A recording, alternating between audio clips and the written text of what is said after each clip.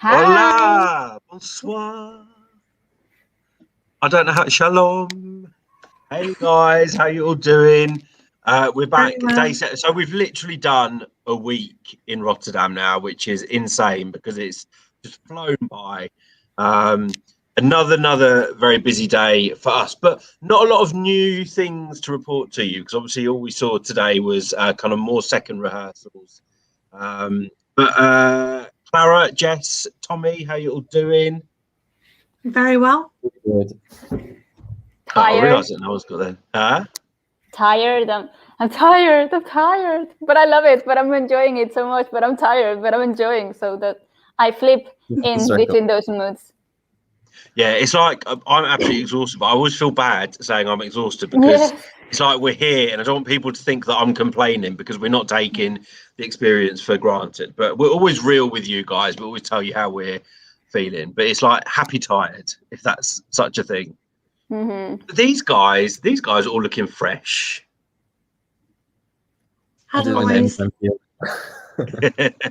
Anyway, let's go to the live. We've got Sarah O'Halloran. You're always first here, and we love you for it.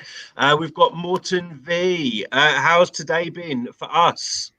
One word to describe it, guys. I think we'll all use the same word. Busy. Short. Actually, it was shorter than usual, but that was good because we could be a little bit rested before we did this live. And yeah, this is probably. Sorry, Tommy. What? Say to me. I went into the arena for the first time, which was amazing. So I saw the stage, and that was incredible. It just blew me away.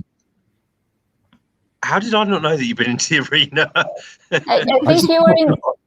Yeah, you told me. He told me while I was looking after the things, and I think you were either at a press conference or something. I'm well, Gel, because I haven't been in the arena. Yeah, have you been in, Clara? You haven't either, have you? No, we tried to go yesterday, but there's specific times that you can get as press in the arena, and we were a little bit late. So Tommy said he would try today, and when he said he was going, I was not feeling it, or I was like I had to do other things. Oh, we must make sure that we do that because we never did it in Tel Aviv, did we? We never went into the arena. So we must make sure that we do it while we're here. But how was it looking in there, Tommy? It was awesome. Actually, everything looked a lot smaller in real life, but the stage is just incredible. The technology and the lights and the synchronization and the images and it just blew me away. And the sound as well, like the whole arena was just like reverberating. So I got to see Blind Channel, and that was just Oh wow! And also John's Tears. And another thing that I noticed is I got to hear the postcard music, and the music that sets the scene before the song actually starts. Like, oh, it's so eerie. It's actually really it made me really nervous. I can't imagine how an artist would feel listening to that music, but it's like really tense music. Oh wow! I remember what year was it when we had the heartbeat, like the boom boom? 2011. Was it 2011? We've got, you mentioned Switzerland. We've got Leon Zidias, who's in Sweden, if I remember correctly. I hope you had a good day at work. Why is everyone mad with Switzerland staging? Clara or Jess? Jess, you can go ahead because I've been doing a lot of talking today. So, I wouldn't maybe necessarily say people are mad, but I think people are maybe disappointed because it wasn't what they wanted. From what I've seen of his rehearsals, there is a lot going on stage and it's very busy. And for a ballad, I feel like there is quite a lot of choreography, and some of it does feel a bit kind of like staged or forced in a way, like, and now at this moment you're going to move your hand here and do this and that. And for me, it doesn't kind of flow very naturally. So I can understand why people are maybe mad or upset about the staging, but even though it is very busy with a lot going on, it's still a good staging nonetheless. And John still gives a good performance anyway. So I don't feel like all of this kind of hate towards it is necessary, but I think it's more like that the arm movements look very odd because of the image we have of John Steers, because he's more of a singer-songwriter type of persona. This is what has been presented to us, and now this is a step in a different direction to what we've seen so far.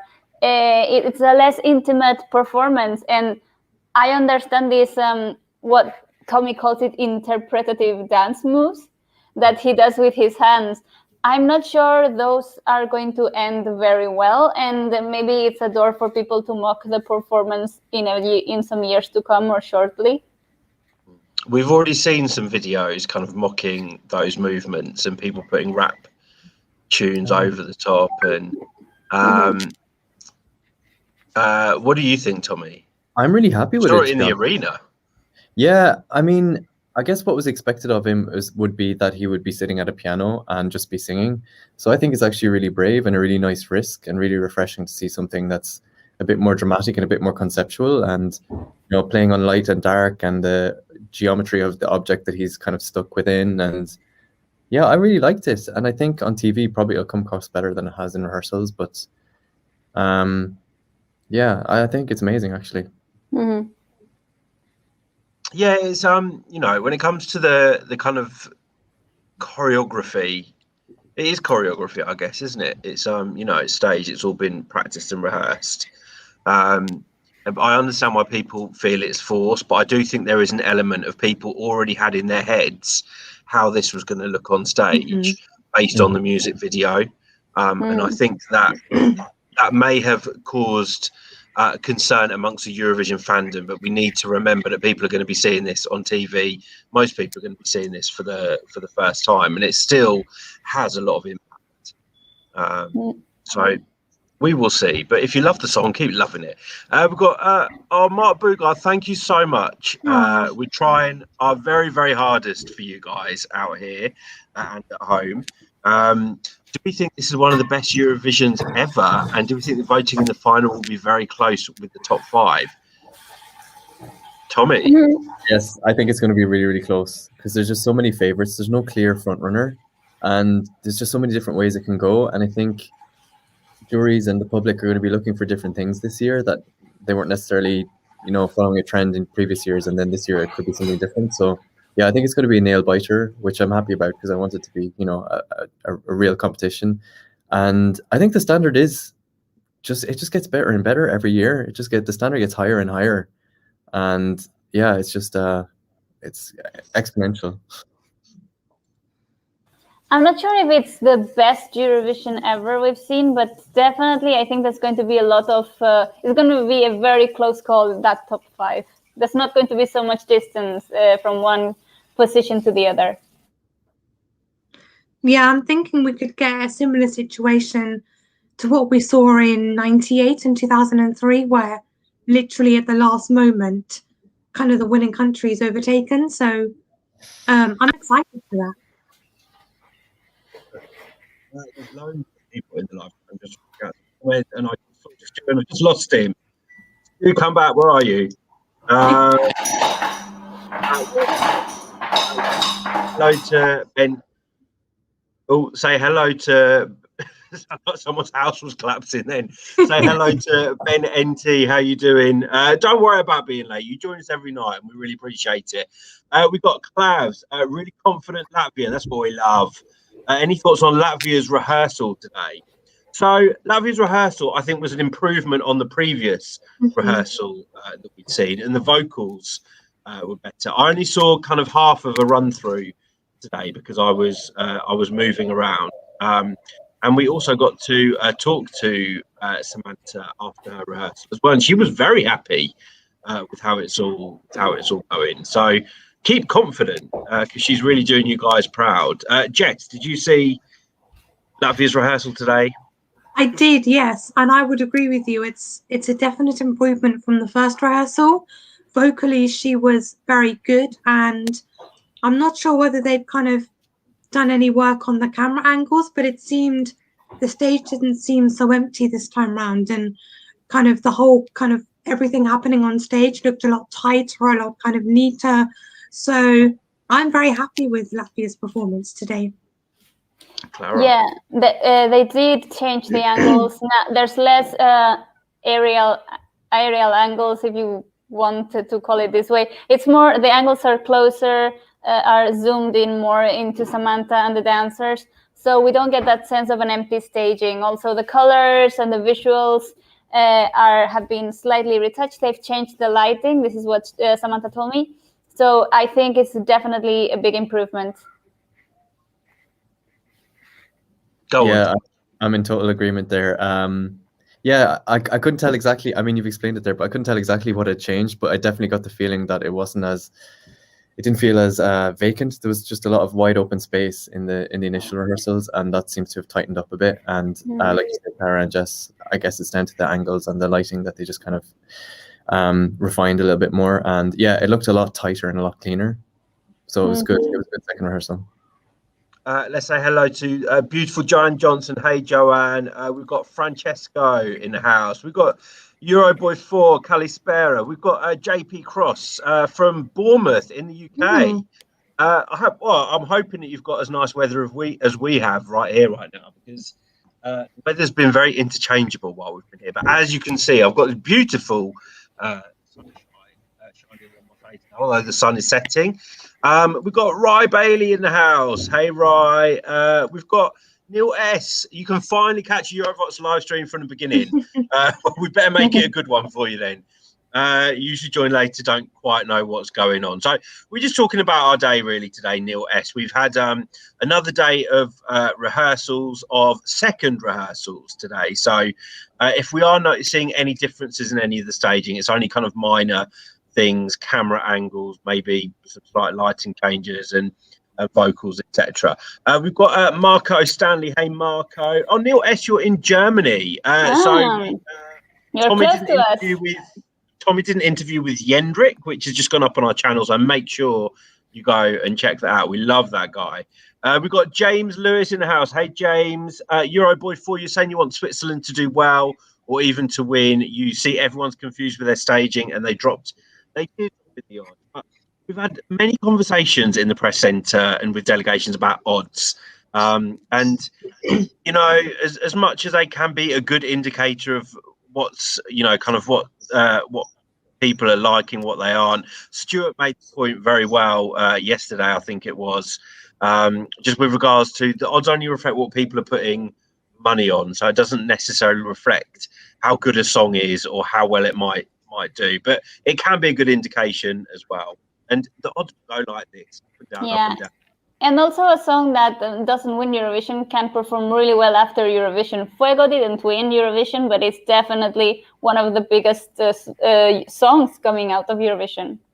Yeah, we have to say hello to Cosimo Fontino. Sounds very Italian, but you're from Ireland. Like our Tommy. We've got Neil Errett in the house. We've got Bellygrad. You're a Hurricane supporter. Well, they're really bringing it on stage this year, and they're working so hard for you guys in Serbia as well. We met them yesterday, I think, and they were so exhausted, but they keep going and going and going and going. So they're doing a great job. We've got Yusuf in the house, caught up on all the footage, impressed with the quality of the staging this year. What has been your standout, so Yusuf? Let us know. Sarah O'Halloran, who disappointed us today? I can't think of anyone that I found disappointing today. I don't think that's the right way to phrase it, because I don't think there's anything disappointing about all of the acts. It's quality. They've all passed a kind of average. So I don't think there's anything to be disappointed about. No, I don't think any of us are disappointed today. Lots to talk about Switzerland. Francesca, you don't think the staging fits the song? Oh, I found him. Stu. Hey, Stu. Stu can't join us tonight because he's got another commitment. But thank you for joining us in the chat, Stu. And Cosimo, let us know where in Ireland you are. And Stu's also saying that Switzerland staging has much more of an effect when you watch it in full. So there's a good tip for you guys. Let's have a look. Wow, it's all about Switzerland. John's tears will be fine. He's solid. Not too many worries for you, Neil S. We've got Dizzy B in the house. Hey, Dizzy B. We've got Elliot Harris. Hey, Elliot. How you doing? We've got Jose Santos in Portugal. Hola, Jose. Elliot, you're saying you're dreading how close the voting will be in the final. Oh God, Me too. doesn't the voting get like more tense year upon year upon year? And I think this is probably going to be the most tense year that we've seen up to this point. How are you guys feeling on that? Well, you all know just how I get when Eurovision voting comes around. And if you've ever watched a live video of us, then you'll know what I'm talking about. So I'm dreading this, to be honest with you. I mean, I'm excited too, because I want to know who's going to qualify, who's going to win. But I just don't know how much longer I can take this. I'm getting anxious already just thinking about it. I'm getting very curious. I really want it to happen. I can really compartmentalize, and I can push away my nervousness and be more like observant. So for me, it's going to be curious how these top 5 countries, these 4 different cultures, can gather Europe's votes. What is in that performance that convinces so many different nationalities to vote for them? And what do they have in common? What they don't have in common, those top 5? So it's very interesting for me. And I have a feeling that the top 5 are going to be completely different songs, you know? I mean, they usually are, but I don't think it's going to be swinging towards one genre or another out of the 39 songs. I feel like there's going to be a lot of differences in the top. Yes, because sorry, go ahead. Yeah, no, that's it. Yes, because I think we have plenty of songs of different particular genres. So one song cancels the other one. So there's going to be a representative of the 80s vibe, then a representative of the ballad trend. So that's going to be super interesting. Oh, sorry, I was about to yawn again. Neil S., you're saying you think it's going to be almost like a 5-horse race, but yeah, valid point, actually. We need to see who makes it past the semis. Wouldn't it be a shock if one of these kind of like 5 or 6 countries that people think are going to be in contention for winning don't make it past? It's going to be like Kate Ryan all over again, isn't it? I'm still not over that. No, I know, me neither. Let's have a look. JP Cross, do you think the winner may not be the winner of either the jury or the public vote? Possibly. It's happened a few times now. I mean, Arcade didn't win either, did it? Francesco, do we think Portugal will qualify? I'm going to go round, start with you, Clara. Yes. Jess. Yes. Yes.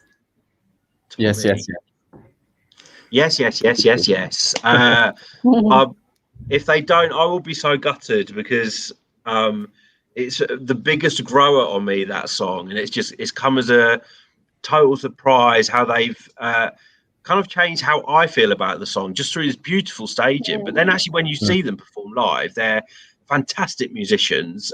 Pedro, the lead singer, has got a fantastic voice. So I think we're all sending a lot of support for Portugal this year. I think we'd all like to see them qualify. Along with the other 16 songs that we also love. Yusuf, thank you. And you lots of love, Yusuf, and we hope you're enjoying the content. Rye Bailey quite correctly saying that odds are changing every 5 minutes. Unfortunately, that's how it happens. That's why we never pay too much attention. I know it's always fun to look at, but really, in the grand scheme of things, it doesn't mean too much. So if you're supporting a country that's low down in the odds, I mean, come to think of it, Albania tends to always be very low down in the odds, as far as I can remember. But they qualified in 2018, and came 11th. They qualified in 2019. So there's a really good example of not paying too much attention, because if you went by the odds, Albania would never qualify for the final. Let's have a look. Rye Bailey, you also think Italy will win? I hope so. I think so too. Andy, you were right. You called it. You Well, were. let's just wait and see. I was waiting for my COVID result next to them this morning, and I was speaking to Victoria. Her name is Victoria, right? The girl, and she's a really cool person. And they were all in their mannequin costumes, like with this flare trousers, their eye makeup. Everyone, they're really nice people. They're very fun to talk to. And you actually and talked to them yesterday. Yeah, no, they're fantastic to talk to. and you just get with them, you just get a sense of kind of, it feels like a band starting out ready to take over. It's almost like they don't quite know how good they are or how big they potentially could be, and it's quite nice to see a band at that stage in their career. I mean, what a whirlwind for them, really, over the past few months, winning San Remo. And they've worked hard for it as well, and you get a real sense of that. Joanne Johnson wants to know, how did Victoria do today? Solid again, as far as I can remember. They've changed the light of the bottom of the stage. Now the sea is not blue, it's also golden, but in a different tonality to the sand and the lights. It's very pretty, it's very beautiful, very delicate. We've got, do you know, I have to say, JP McKeon, we've seen you in our lives a couple of times now, and I love the fact that you're from Luxembourg. You guys really need to come back to the contest. We're missing you, but I hope you're still enjoying. Yusuf, I think you've gone mad, Yusuf. Thank you. Yes, it's Neil S saying, yes, Clara, all the acts are good in their own way. Yusuf, you think Portugal's stunning? Gobsmacked is the right word, because it was exactly how we all were, I think. This is such an interesting word. I've never heard it before. What's that, gobsmacked? Yes. It's like shocked. It's like... It's like a gobsmacked. Yeah. Like it. It's like it's so good it kind of smacked you in the face. I'm gonna gobsmack you tomorrow. Euroboy 4. Jess won't be joining us in Rotterdam because she's been banned from Rotterdam. Actually, they heard she's too wild. She's too wild to let her in the country. No, Jess is back home, but she is watching all of the rehearsals in the online press centre. So she's still as much part of Team Eurovoxx. She just doesn't annoy me so much in the evenings. So it's oh, Jess, we are really missing you. Actually, yeah, it just means there's more annoyance to come next year. I know, when we're all together. And you know what? I can't wait for it. If I'm being totally honest, neither. It's been far too long since I've seen you. Sarah Halloran wants to know, how did Blind Channel Boys do? Amazing. Same as before. Like nothing's changed because it was ready the first time they stepped out on stage. I think in their first rehearsal. They have changed the lighting at the beginning. Now it's blue and dark blue and smoky blue, and it's very moody. And then the lights transition into the red, flashy things we see. We saw in the first rehearsal. So I think that's a good change. Ria, I don't think we do, but just to confirm, we're not. Tommy's from Ireland and I'm from the UK.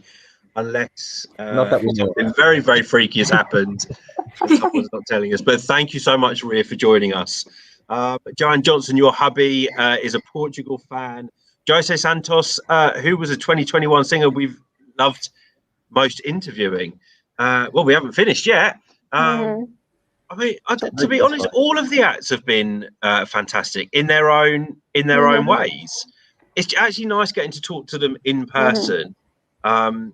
You know, because you get you kind of warm to them even more, and it's like you're willing every act on to do well. Cheer. I would say in my case, Tix, but you can tell he's been famous for a long time, and he knows how to behave in public, how to make his appearances interesting, and the content of his answers very interesting, and how to inviting to follow-up questions, and that as reporters and journalists, that's also always very welcome. Tommy, any artists that you've met this year that I thought Jendrik was just so much fun when we met him yesterday, I think. Just the energy you see from his face, just that joy that's beaming out of his face, it's like you feel it in real life as well. So he was and he was so much fun. He was happy to teach me and Clara some tap dance moves, and he was more excited than we were, which was fantastic. He's a lot of fun, and he almost forgets where he is, kind of, I think, and he's just talking to you like he would talk to anyone. Really endearing. Very genuine and authentic and real. Yeah, down to earth. Yeah. Euroboy 4 wants to know, that's not Euroboy 4. Euroboy 4 wants to know, do Iceland have a chance to win? It depends on the humor Europe wakes up in that morning. I mean, I personally don't see Iceland as a winner. It's good, but there's a lot of stronger competition, I think. So I think it has the potential for top 10, but not to win. I agree. Yusuf wants to know favourites from the Big Five and the host after their first rehearsals. Jess. So mine was the Netherlands. I just love what they've done with the staging and how they've been very clever in getting the story and the message of the song across to the viewer in a very kind of subtle way, and just everything about just everything I loved, basically. Clara and Tommy, I think we can all say ours. I have At a feeling that we're all going to say, yeah. Make 1, 2, 3, Italy. Yes. Yeah, it really blew me away. It wasn't a song that I paid much attention to, I have to say, after Sanremo. I kind of had written it off personally because I'm not a rock fan. I'd kind of written it off. And then seeing that first rehearsal, I was just like gravitating to it so hard. Because they just have the aura of like a big rock band that are fully established. Like I felt like I was watching the White Stripes or something, and they have so much charisma on the screen. It was incredible. Yeah, they're hungry. You can feel it. Yeah, and they're just so cool. It's like they're even like big. Their coolness is bigger than Eurovision, I think, which is amazing. Which is always Italy's way most of the time, actually. I know, you know, like with Mahmood and Italy brings it every single year. These real class performers and these classy songs. It's interesting though, because we've all picked Italy and Jess has picked the Netherlands, and I know that Jess, you really love that song anyway. But I wonder how different it is for us, because we're hearing it kind of, you know, coming out of these big speakers in a big press centre. Whereas other guys are watching the rehearsal clips on a laptop or a TV screen, however they're tuning in. So it'd be interesting whether the impact is slightly different, maybe with a song like Italy. But for me, it was just wow. And to be covered in goosebumps for a song like that, I think really says a lot. And I was covered in goosebumps. And we're not talking about a sad ballad, are we? We're talking about a crazy kind of glam rock style song. It was amazing. Yeah, and it was a sexy performance. I'm not talking about exactly. We're not talking about the singer being shirtless. It's like the whole thing seemed very sexy and very glam. Yeah, it's not about one person. It's about like the aura of the band. Yeah, it's like it sounds really wrong, but it's like a 3-minute orgasm for me. That's exactly what it feels like. It was just amazing.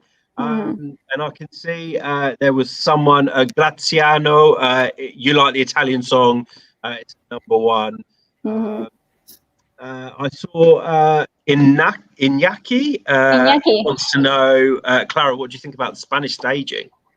I like it. I'm not sure what the reaction has been in Spain, but I personally like it. I think it's very beautiful and delicate, goes very well with the song. Maybe some people feel it's very, the stage is very full of visual elements, but I personally like it. I think it works really well. And it brings Spain to the same category of full stages that we've seen in the competing contest in the competing countries during the rehearsal so far. And when he's doing his kind of his falsetto bits, it does sound stunning, doesn't it? I'm happy with the entrance that Spain is bringing this year and the whole staging. Yeah, I think they've really captured the emotion of the song and the meaning of it for him. You got a fan here, Tommy. Do you know what would be funny if we just mute Tommy now for the rest of the video? But let's have a look. Eurovision hits. Very good question. What are the potential dark horses of the year? So I assume you're talking about dark horses to win. Slovenia. Me. Sorry, I started. Oh, go on. What you've got? Yeah, I've gone Slovenia. Tommy. I think Ukraine or San Marino. Ukraine is a good one. I think I would also go for Ukraine and Greece as well. Nice, yeah. Can I Yeah. say Portugal for a dark horse? Of course.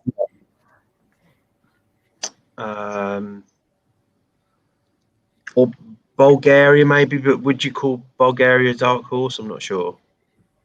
I mean, I could see it getting support from different age gaps, and if it wins, it will not surprise. I will not be disappointed. Maybe I would be a little bit surprised, but not too surprised. I mean, if it happens, I could see it, and I would be happy.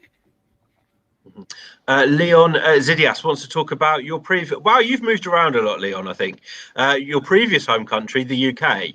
Well, all I can say about the UK is when James Newman released Embers, we were all saying, oh, you know, we really want to see trumpets on the stage, blah, blah, blah. The UK heard us. Wow, they hear us. How many trumpets do you want on stage? Yes. Yeah. All of them. So yeah, it was, you know, not what I was expecting. I was surprised actually that the UK have kind of gone for something which is a bit of a gimmick. I think the only thing for me is that I was waiting for the trumpets to do something, and they didn't. So I don't know whether maybe in the second rehearsal we're going to see something, but we did see. I only saw the first run through, so I didn't remember seeing any pyro techniques, but the song is called Embers.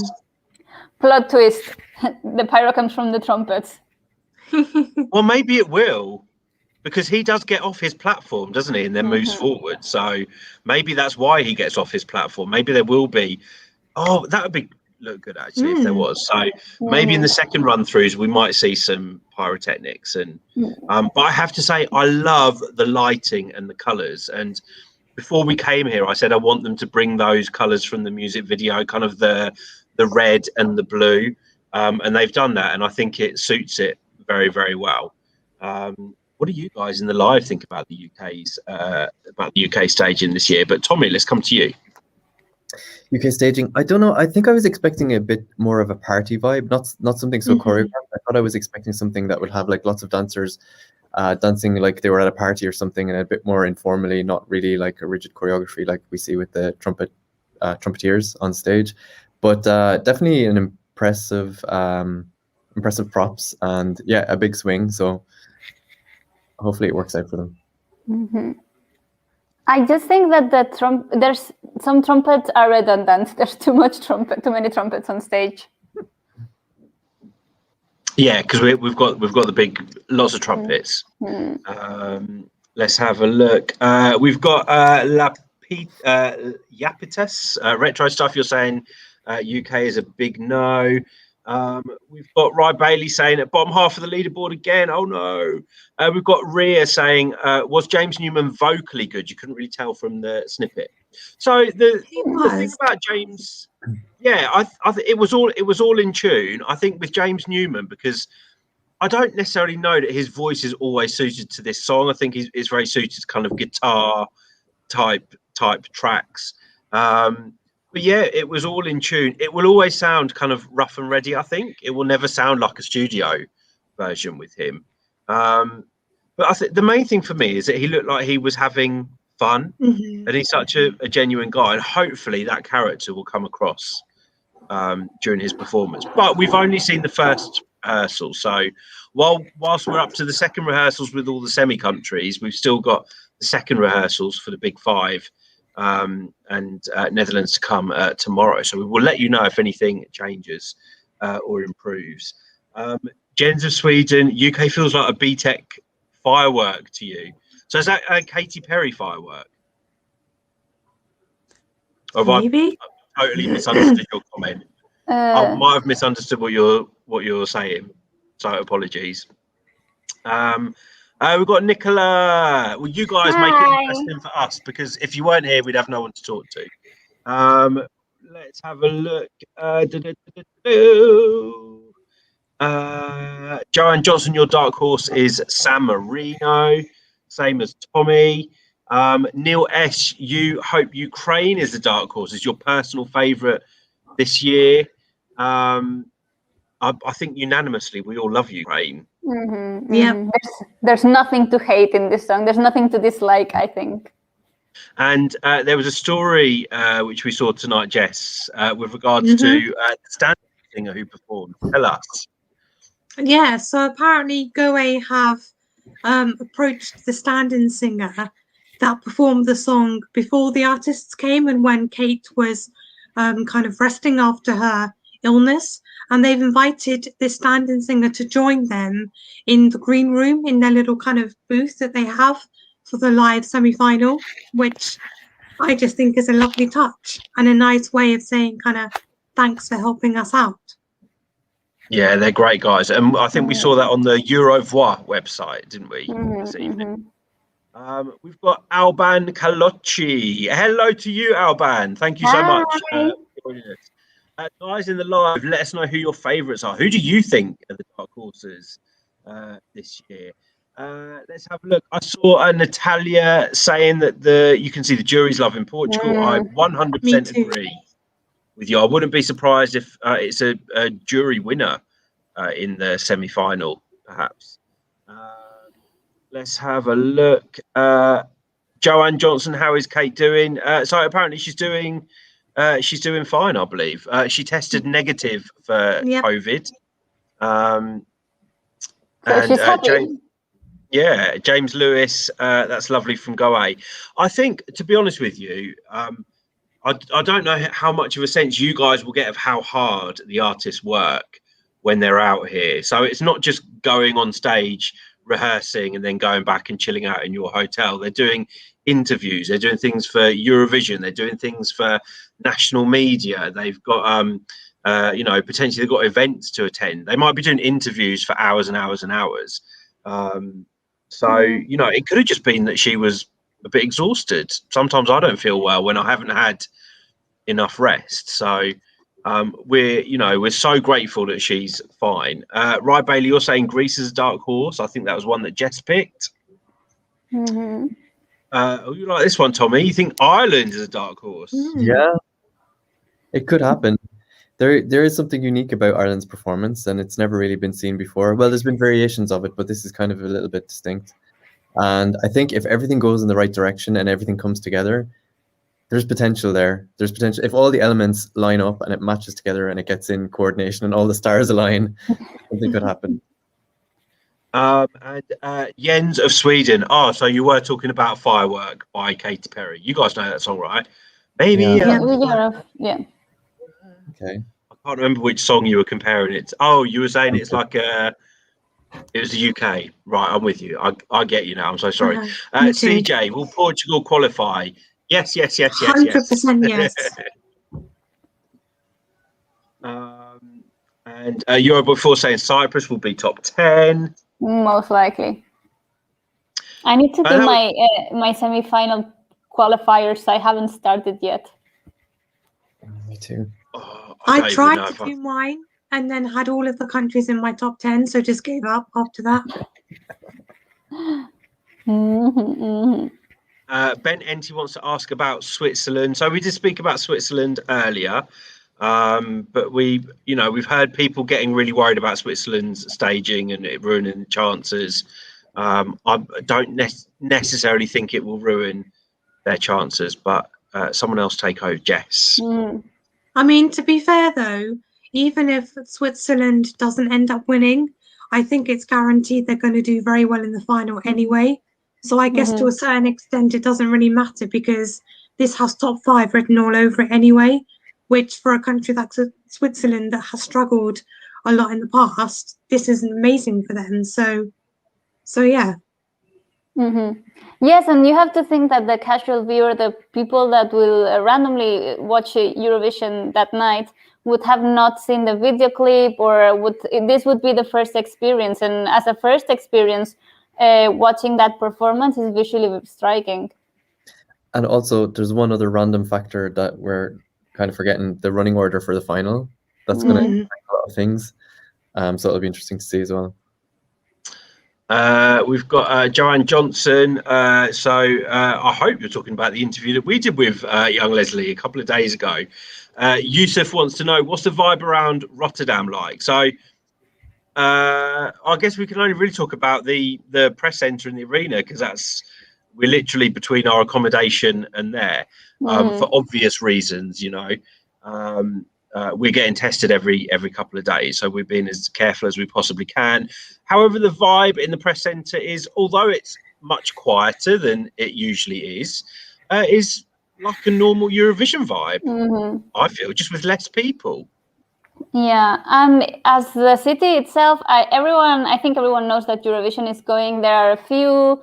Well, there's some flags announcing Eurovision on the main streets, especially when the more you come close to the Ahoy, there's more flags. There's some promo banners around. There's some small billboards in the bus stops and everything, and there's this very long fabric of Eurovision titles across a bridge. So the city knows it's happening, but I don't think the excitement and the bubbling is there yet.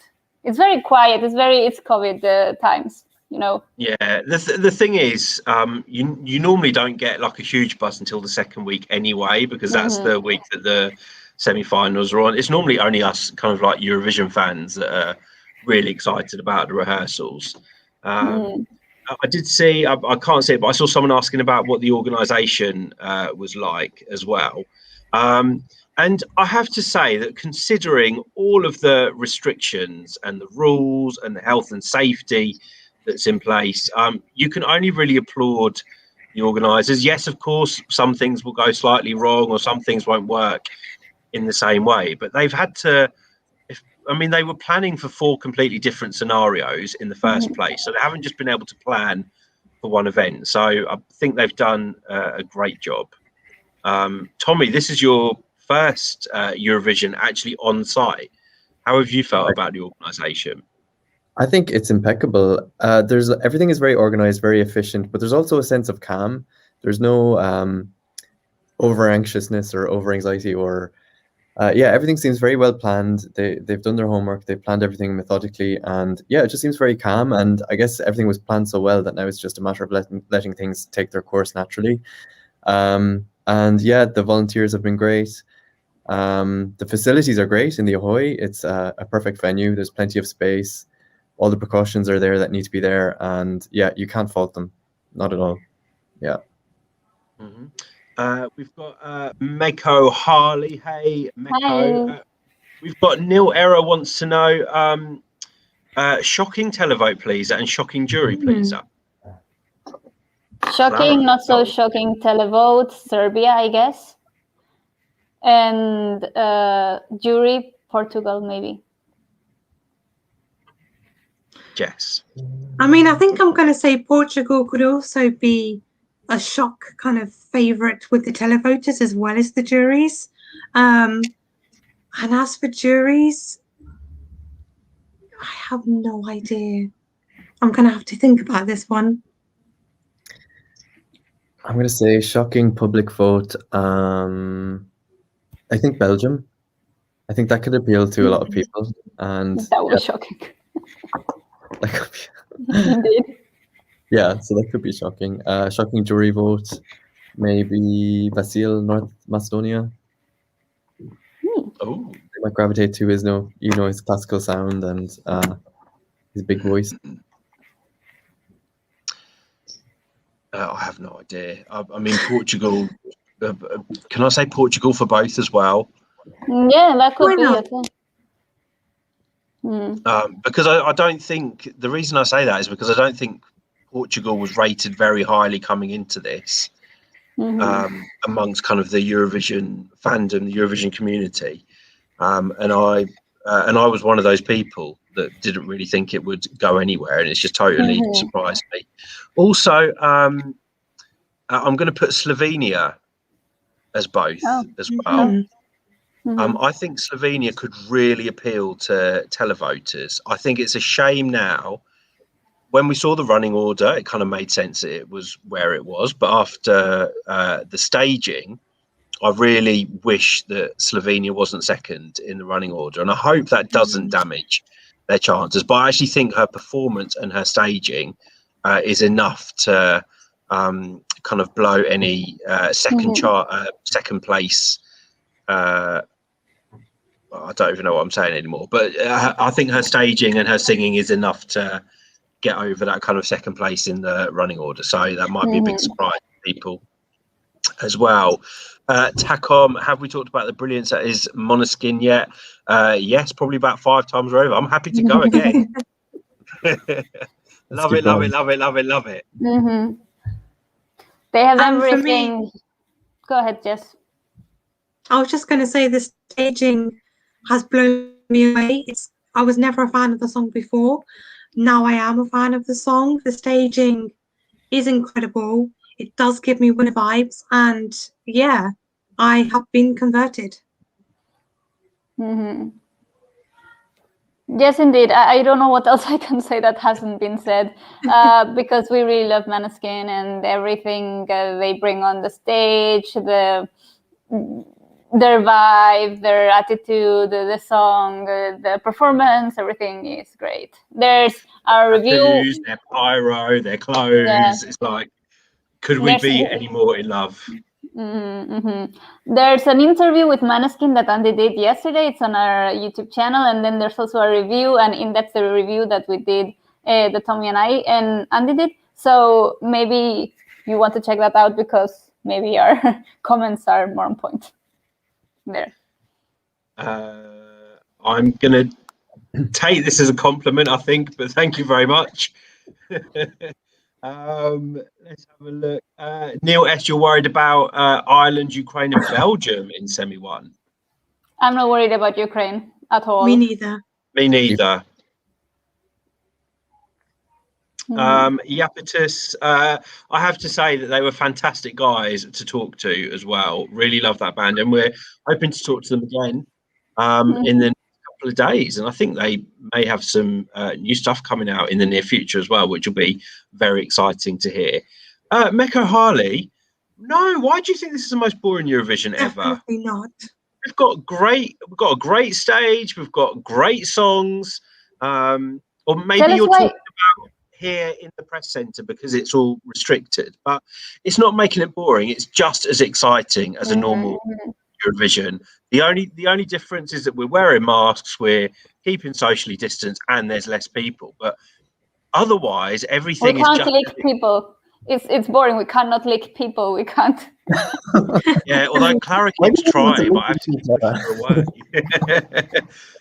I was going to say I could try and give you a lick now.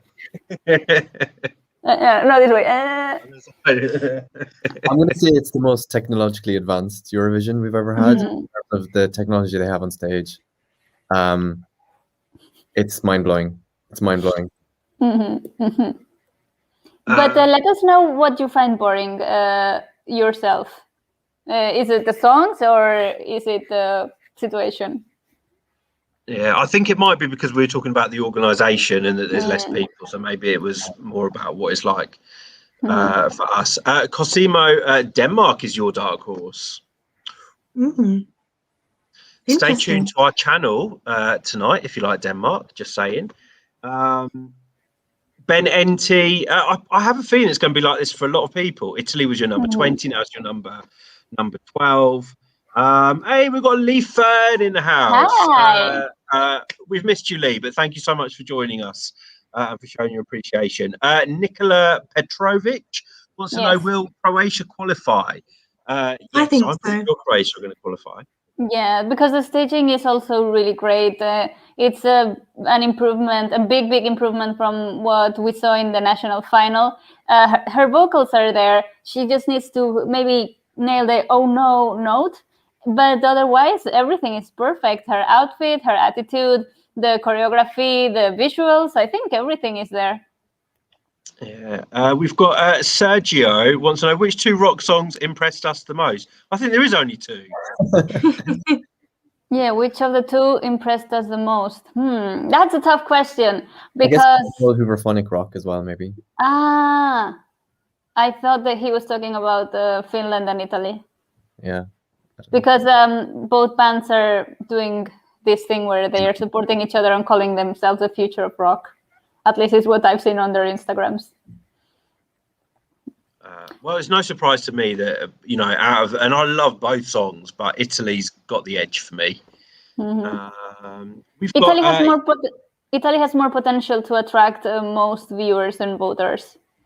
Mm-hmm. We've got Jasper or Jasper, I'm not sure where you're from. Interesting. Vincent Bueno with Amen from Austria as a dark horse. And actually, you're not the only person to have said that after seeing the staging. 12 points, top 3, final, Spain, 11 points, Dutch, 10 points. Okay. Thoughts on Austria? Amen. Tommy? Yeah, this is another one that went from like a little bit down in my list to like right up to the top in terms of his performance. The way he performs the song is just incredible. The emotion in his face when he says those lines like you didn't even try, like you can see the emotion in his face, and it's just like captivating and really impactful. So yeah, that's elevated a huge amount. But as a winner, I can't see it, but it's possible. I think I would have to agree with you. I don't see Austria winning, but I do see Austria doing a lot better than what people maybe initially first predicted. And I think the staging has really helped to elevate the song and to kind of change people's views on the song. So for me, I think Austria, I would say, is a dark horse for the top 10, but not for winning.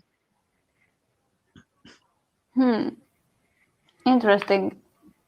I still have no opinions on Austria. Like, I'm still on the fence that it's going to qualify. So Lee Fern, Austria, both saying top 10 for. Sorry, Lee Fern and Ry Bailey are both saying top 10 for Austria. Mecco Harley, if Ry Bailey is not hating on a song, that must be something. Mecco Harley. Oh, so you're clarifying. You think it's sad that there aren't many people able to be present in the arena, but for us, it's still like a normal Eurovision in the press centre. But I understand what you mean about people being in the arena, and it's also sad for the artists as well. But it doesn't necessarily make it boring. It will be very cleverly staged and filmed, so that hopefully when you're watching it on screen, you won't even know that there's a limited number of audience members. And just, you know, let's just be thankful that in the times that we're in, that we can even have 20% of the audience in the arena. It's, you know, we were wondering, you know, a couple of months ago whether countries would even be performing here. We thought they might all be performing from their home stages. So, you know, we really have to be grateful for everything that we've got this year. So we think you're really going to love the show when you see it, and we'll be able to see the full run-throughs early next week. Nicola, Clara, I'm going to come to you. What do you think about Russia? See it in top 5 or even a winner? I like Russia. I really like what she's bringing, and think she's bringing a very brave number because she's making Russia face some cliches that are there and that are true. And I like her attitude. She also brings the it's not comedy, but like there's an acting performative element in the show. So I think that's going to do really well. And it's a song that will age well in Eurovision history. Now I can see over 100 people are watching this right now, and if you haven't subscribed to our channel, make sure you subscribe. We're here live in Rotterdam. We're bringing you lots of interviews, lots of live streams, and bringing you lots of content from Eurovision. So if you are a Eurovision fan, which I hope you are if you've tuned in, make sure you subscribe if you're new to our channel. Also, say hello in the live chat. We'd love to meet lots of our new viewers. So give us your comments. Who are your favourites? What do you want to ask us about? We've got Jens of Sweden saying Germany for last place, you think? Oh. Not so sure. That would make me sad. That would make me sad too. Because he's so happy and lovely and lovable, and he's worked really hard. He has really... He has come out of TikTok. Like if you see like his his oldest interview when he's been chosen as the German representative, you can hear his journey. It's amazing. It's like it's a fairy tale. It's one of those stories that you hear about. I really wanted to go, so I tried really hard. I was posting until someone from the with connections to German TV saw my effort and my story and brought it to the German broadcaster. So just for that effort, this is the bad thing when you get to interview the artist and you know the story behind it. It's you really feel for them and you really want them to make a good position. Totally. I was actually talking to someone that has been watching our channel on Instagram. They sent me a lovely message. Thank you for our content, and they were asking, do my perceptions of the songs change when we meet the artists? And I say no. It can change when I see the staging and see the live performance. But what does happen when you meet the artist is you tend to fall in love with them, and you don't want anyone to be disappointed on Tuesday and Thursday night. It will be really sad to see. We've got Jake Mason.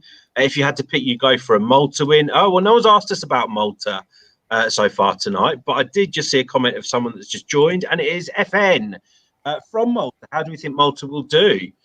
I think, well, top 10. Top 10. Not sure. I actually see Malta as a potential winner. I still think they have everything that it takes to win. Yeah, and I don't disagree with that. I just think it's hard. For me, there's a number of potential winners, so I can't say that Malta are going to win. I don't think it's no sure thing, but I think they will definitely find themselves at least in the top 10. I can't see it being any lower than that. And Destiny has been such a star over here. She's faced a bit of criticism for what she was wearing on stage, and that's something that I don't agree with. And she's come out and she said, "Hey guys, I feel comfortable in what I'm wearing. That's what this song that's what this song is about." She's obviously done an outfit change. She came out in a silver dress. So one of you girls tell me what kind of dress that was. I just call it a silver dress. Yeah, a tasseled silver dress with sequins and tassels. But yeah, she's done an outstanding job while she's been out here. So yeah, it will be Malta's best result, of course, in quite a long time. We've got to say hello to Sharia Khanna from India. Wow, has Eurovision spread to India now? If it has, or maybe you're just new to Eurovision, thank you for joining us. And if you've managed to see any of the rehearsal clips, let us know which your favourite song is. We've got Oisin says Ireland. I hope I've said your name right, Oisin. Have I, Tommy? Oisin. Ireland better win. You really want it back. Let's have a look. Rye Bailey, will Czech Republic qualify? I think yes. I want to say yes. So before I came here, I would have said no. I really don't think so. However, he's got so much charisma. The song comes to life on stage, and the staging of the song is good and it's fun. So yeah, I think the Czech Republic have got a chance. The only thing maybe going against them is their running order, because I think they're third in the semi-final. So that's a bit of a drawback for them, I think. I can't quite remember who they're following either. So they've got Estonia before them and Greece after them. Yeah, so I think that could harm their chances, but I think Benny's got enough charisma and has done done great rehearsals out here. There's not been anything really you can criticize, and I have to say, out of all of the looks in Eurovision, his is one of my favorite. I love what he's wearing on stage. He just looks so I want to be Benny Cristo. He's such a cool guy. Anyone else? Czech Republic, yeah, I think definitely a qualifier. He just has swag and cool and attitude, and it looks like when I watch him on stage, it looks like a VMA performance from the MTV Award. He just has that star quality of like being in the same category as like Chris Brown or what's the other guy, Jason Derulo, something like that. Like just R&B swag, really cool, and yeah, he's got something different. So yeah, I'm sure he'll qualify. We've got Kinderen Glavimans, love from the Netherlands. Love to you in the Netherlands. Thank you for welcoming us. Welcoming. I'm getting tired now, so I can't talk properly, but thank you so much for welcoming us. Thank you so much for inviting us to your country for Eurovision. Maybe that's a bit easier. Neil S wants to know thoughts on Albania. I love it too. Solid. Yeah. Solid, classy, sounds like a studio recording when she sings. Her vocal performance is outstanding, flawless. She looks great. I love kind of what they've done with the lighting. The staging's very simple. It's got the right amount of kind of drama, and it's epic enough. And she's on stage alone, but she kind of fills the stage with her voice. So yeah. I love the song when it was in FIK, so I still love it now. Let's have a look. Jens, you're saying you'd be surprised Czech Republic doesn't qualify. Competition in semi-2 is weaker. Jake Mason says, why couldn't Yonida Malici get staging like Angela? She didn't need to. Yeah, and I know it's only 2 years ago, but kind of staging concepts have changed significantly this year, and it's also a very different stage as well. So I'm not sure if staging like that would have worked in 2019, but now things this year, you're noticing simplicity being a key kind of theme, and that people are using the lighting, especially in kind of clean, crisp lines, and to stage their entries. So probably wouldn't have been on trend, I don't think, a couple of years ago. Stuart, hey Stu, oh, you're still here. Yonida's staging was actually one of your favourites last year. Excellent camera work, and it didn't go smoothly for them, did it, Jess? Initially, no, they didn't do what they wanted to do, but it all worked out in the end. It did, and they qualified through to the final. Yes, I'm looking forward to getting some sleep shortly. Let's have a look. We've got Joanna Tanquist. Greetings from Denmark. Do we think that Fear and Flam will have any chance with the jury? Especially those born in the 80s or that grew up in the 80s. Yeah, if I was on the jury, of course they would. I don't know. I don't know if it's a jury song. I think it will appeal more to the televoter, personally. I would expect their votes to come more from the public rather than the juries. But I think there will be some juries out there that will appreciate the song anyway and the performance. But I feel like it's a televote that's going to really propel them. Nicola wants to know who has the best staging. In general, the best or our favourite? I need to think. I mean, I think two of the best stagings, I would have to say, is Greece and Italy. I can agree. I can agree on that. I would say Greece, Ukraine, because they absolutely nailed it and came up with a crazy concept that I don't know what brain that came out of, but it's just perfect in the song. And I'm going to say Ireland for being ambitious, because props to them for that. Cyprus for me, because it's simple, but it works and it makes like the stage feel full. Yeah, I'm just going to say the ones that have probably not shocked me the most, but have changed my opinion on a song. And Cyprus would be one, Portugal, Slovenia, and Italy isn't in that field, but I'm going to say it because I love it anyway. Thank you to all of the people that are currently saying that I look very tired in the live chat. Makes me feel great. Let's have a look. Denmark is a guilty pleasure. Christina says Portugal has great staging. Mark Bugard, you're saying Italy for great staging. FN, you're saying Bulgaria's staging. And whoever was from Denmark that asked a question about Denmark, stay tuned to our channel, because we may have something that you will like coming out very shortly. And Christina, you're now my new #1 lady. Thank you so much. We've got Bjorn G. We're just going to say good evening to you guys, and then unfortunately we're going to wrap it up in a minute because we've got rest that we need to have. But you guys can always go back. You can always go back and watch the live stream from the start. So We're going to love you and leave you, everyone. Thank you so much for getting involved in the live chat. We will probably be back tomorrow after another day in the press centre. So make sure you look out for that, and lots more content coming up tonight and tomorrow. So keep your eyes peeled. If you haven't subscribed, make sure you subscribe. We are here live from Rotterdam, so we'll be bringing you content directly from the arena. Yeah, Clara, Tommy, Jess, let's go to bed. Goodbye. Bye. See you guys. Bye. Bye.